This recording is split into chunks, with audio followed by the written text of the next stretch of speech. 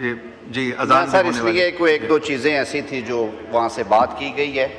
سب سے پہلے leader of opposition نے کشمیر کی بات کی۔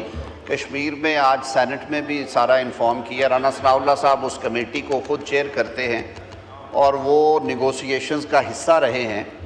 کشمیر ہمارا شارگ ہے اور کشمیر ہمیں بہت عزیز ہے، اسی وجہ سے سارے پاکستان سے ہٹ کے کشمیر کے لیے ان کے عوامی مطالبہ کے اوپر وزیر اعظم پاکستان نے پچھلے سال ایک کمیٹی تشکیل دی۔ انہوں نے کہا کہ جی یہاں پہ ہمارے معاملات ایسے ہیں کہ آپ ہمیں بجلی کے لیے اسپیشل پیکج دیں اور ہمیں آٹے کے لیے اسپیشل پیکج دیا جائے۔ 38 مطالبات پیش کیے گئے اور ان 38 میں سے 35 مطالبات جو تھے وہ کمیٹی سے نیگوشیٹ کرنے کے بعد مان لیے گئے۔ کشمیر میں بجلی 3 روپے یونٹ میں فراہم کی جاتی ہے۔ کشمیر میں آٹے کی قیمت 2000 روپے 40 کلو گرام تھیلے کا ہے اور اس کی جو سبسڈی ہے ساری یہ وفاقی حکومت ادا کر رہی ہے۔ تو کون سی ایسی زیادتی ہو رہی ہے وہاں پہ کہ جس کی وجہ سے ایک کمیٹی بنی اور اس کمیٹی نے یہ مدعا اٹھا لیا۔ انہوں نے کہا کہ جی وہ 12 سیٹیں جو ہیں وہ ختم کر دی جائیں جو کہ مہاجرین کی سیٹیں ہیں، ان کی سیٹیں ہیں جن کی وجہ سے کشمیر کاز ہے۔ ویلی کے اور جموں کے وہ مہاجرین جنہوں نے لاکھوں کی تعداد میں ہجرت کی، جنہوں نے اپنی مائیں بہنیں اور بیٹیاں کٹوائیں، جنہوں نے شہادتیں دیں، جنہوں نے اپنے بچے کٹوائے اور وہ ملک کے کونے کونے میں آباد ہوئے، ان کو زمینیں الاٹ ہوئی، ان کا یہ قصور ہے کہ کشمیر میں ان کے لیے رہنے کی جگہ نہیں تھی اور پاکستان میں انہوں نے اپنی سکونت اختیار کی۔ اور یہ کب سے ہے؟ یہ کشمیر سے جڑی ہوئی، ان کی نظریے سے جڑی ہوئی سیٹیں ہیں۔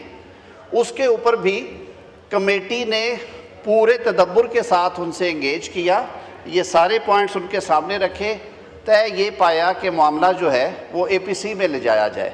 اے پی سی کروائی گئی ہے جناب اسپیکر، اور میں بڑی خوشی ہوتی اگر پی ٹی آئی کے رہنما جو آج یہاں پہ تقریر کر رہے ہیں اس اے پی سی میں شرکت کرتے اور اس معاملے کے، اس مدعے کے حل کے لیے وہاں پہ تجاویز دیتے۔ اگر سیاستدان اکٹھے بیٹھیں گے نہیں، اگر آپ ملنے پہ تیار نہیں ہیں تو پھر یہی ہوتا رہے گا جو ہوتا رہا ہے۔ یہ پچھلے دور میں بھی یہ ہوا، آج بھی یہ ہوا، کل بھی یہی ہوگا، میرے منہ میں خاک۔ لیکن سر خدارہ کم از کم ایسے سینسٹیو ایشوز پہ بائیکاٹ کر دینا، جی ہم نہیں جاتے، ہم نہیں مانتے، ہم نہیں بات کریں گے۔ آپ لوگ نہیں گئے۔ اس کے بعد یہ طے ہوا اے پی سی میں کہ یہ معاملہ اسمبلی میں جائے۔ جو ہماری ریزولوشن ہے اے پی سی کی، اگر اسمبلی اسے اپروو کرتی ہے ٹھیک ہے۔ اسمبلی میں گئے، اسمبلی نے اسے اپروو کیا اور وہاں پہ یہ فیصلہ ہوا کہ صدر آزاد جموں کشمیر ایک ریفرنس بھیجیں گے سپریم کورٹ جموں آزاد کشمیر میں ان سیٹوں کے مستقبل کے بارے میں۔ کویسچن یہ فریم ہوا کہ آیا سیٹیں ختم کرنا عوامی مطالبے پہ ہونی ہے یا آئینی ترمیم کے ذریعے ہونی ہے، اور یہ طے ہوا وہاں پہ۔ یہ سوال یہ اٹھایا گیا کہ آیا حکومت کے یا اسمبلی کے آخری 6 دنوں میں اتنی اہم آئینی ترمیم ہونی چاہیے جو کہ کشمیر کے نظریے سے جڑی ہوئی ہے، یا یہ نئی آنے والی اسمبلی کا مینڈیٹ ہونا چاہیے کہ لوگ ووٹ دیں اس مطالبے کے سامنے رکھ کے کہ جی یہ ہوں گی یا نہیں ہوں گی۔ سپریم کورٹ نے اس ریفرنس پہ فیصلہ صادر فرما دیا اور انہوں نے کہا کہ یہ پریروگیٹو آئین میں تبدیلی کا پارلیمان کا ہے اور نو منتخب پارلیمان جو ہے وہ یہ فیصلہ کرے۔ اب سر اگر بارڈر پار سے تارے ہلیں اور وہاں سے انسٹرکشنز آئیں، 3 دن سے یہ میڈیا پہ بھی چیزیں گردش کر رہی ہیں، وزیر مملکت برائے داخلہ نے وہ آڈیوز بھی آپ کے سامنے رکھ دی کہ وہ کون سے عناصر ہیں اور وہ کہاں سے جڑے ہوئے ہیں، انہیں کہاں سے انسٹرکشنز آ رہی ہیں اور کس طرح سے وہ موو کر رہے ہیں کشمیر کاز کو نقصان پہنچانے کے لیے۔ تو خدارہ اس پہ ہمیں مل بیٹھ کے بات کرنی چاہیے، اسے سیاسی پوائنٹ سکورنگ کے لیے استعمال نہ کریں۔ یہ ہم ساری قوم اس پہ متحد ہیں اور متفق ہیں کہ کشمیر ہمارا اٹوٹ انگ ہے، اور آزاد کشمیر کے عوام کے لیے حکومت پاکستان کے جو ریسنٹ اقدامات ہیں وہ میں نے آپ کے سامنے رکھے ہیں۔ آپ نے کہا کہ اسٹریٹجک نیڈز کے لیے صوبوں سے کیوں آپ یہ لے رہے ہیں، میں لمبی بحث میں نہیں جاتا، اس پہ بھی باہمی مشاورت کے ساتھ سر اللہ تعالیٰ نے ہمیں عزت دی۔ پچھلے سال 10 مئی کو جو پاکستان کو اللہ تعالیٰ نے اپنی خاص کرم نوازی سے عزت سے نوازا، اور جس طرح ہم نے بھارت کے حملوں کا جواب دیا، ہم لوگ مشکور ہیں پوری پارلیمان کے بھی کہ آپ عوام کے منتخب نمائندے ہیں. پوری پارلیمان نے مل کر بھارت کو جواب دینے کے لیے یک آواز افواج پاکستان کی حمایت میں بولے بھی، ریزولوشنز بھی کی، اور اس فتح کا جشن بھی ہم نے مل کے منایا. سر دن بدن جو یہ نیڈز ہیں یہ ڈیفرنٹ ہیں، اور اس ماڈرن زمانے میں ہم نے دیکھ لیا ہے مشرق وسطیٰ میں کیا ہوا، ایران میں کیا ہوا، باقی دنیا میں کیا ہو رہا ہے. تو ایک یہ ایشو تھا، کچھ اور اسٹریٹجک پوائنٹس. میں آپ کے قائدین کی، چنگیز صاحب آپ تو وکیل بھائی ہیں میرے، آپ تو عدالت میں مائنڈ کر جاتے ہیں. اگر بحث کرتے ہوئے بندے کا بول پڑے ہاتھ پہ تو میں تو بڑے ادب سے سنتا ہوں آپ لوگوں کو، مہربانی کر دیں، کچھ نہیں ہوتا.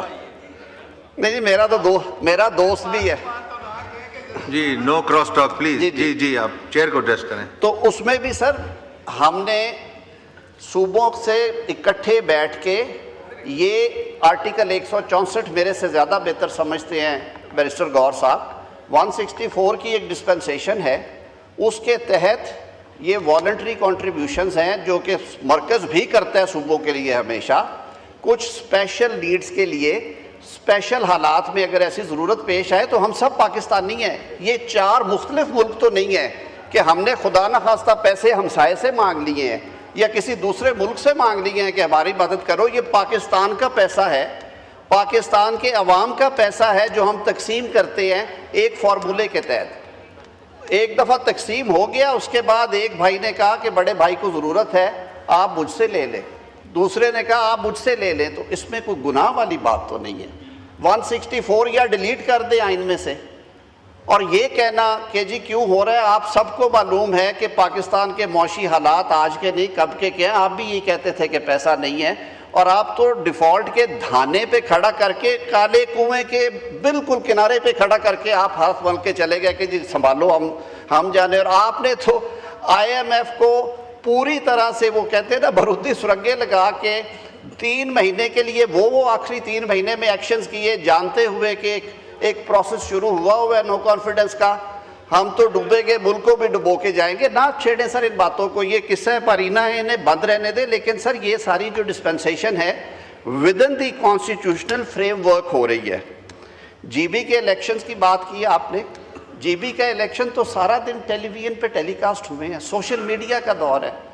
آپ نے کہا کہ جی وہاں پہ اتنی سیٹیں ہو گئی ہیں. بھائی کوئی لکھ کے تو کچھ سمجھائیں تو صحیح کہ کہاں پہ کتنے فارمز آپ کے پاس آئے، کتنے ووٹ آئے، اور آپ کے ساتھ کہاں پہ زیادتی ہوئی ہے.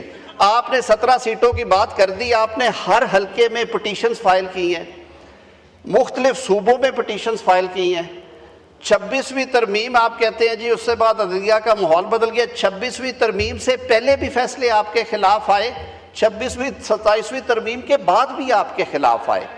جہاں پہ بنتا تھا کیس آپ کو ملا، اگلے روز اخباروں میں شاید سرخیاں تھی، کسی نے ریسرچ کر کے لگایا ہوا تھا کہ یہ جو کہتے ہیں کہ جی سارے پاکستان کے ووٹ ہم ہی نے لیے اور سارا پاکستان نے ہمیں ہی منتخب کیا، اور یہ ساری جماعتیں جو ہیں پتہ نہیں یہ کہاں تھی، یہ خلا میں تھی. تو بھائی وہ جو سارے سٹیٹسٹکس ہیں، جو سارے مقدمات ہیں جن میں وہ سارے کھولے گئے ہیں مقدمے ایک ایک کر کے، مختلف کوئی 1 جج 2 جج آپ کہتے ہیں جی ججز کمپرومائز ہو جاتے ہیں. بھئی سارا پاکستان ہی آپ نے کمپرومائز کیا ہوا ہے. تو خدارا ایسے نہ کریں. آپ نے کہا کہ الیکشن کمیشن کا ٹائم پورا ہو چکا ہے. میں آپ سے عرض کرتا ہوں 2-3 ہیومن رائٹس کے کمیشنز بھی ہیں، ان کا بھی ٹائم پورا ہو چکا ہے. رانا ثناء اللہ صاحب نے بارہا آپ سے یہ گزارش کی، سیاسی امور کے وہ ہمارے ایڈوائزر ہیں، کہ آئیں بیٹھیں بات کریں. وزیر اعظم نے یہاں پہ آپ کو کانگریچولیٹ بھی کیا اور انہوں نے بھی آفر کی کہ آئیں بیٹھے.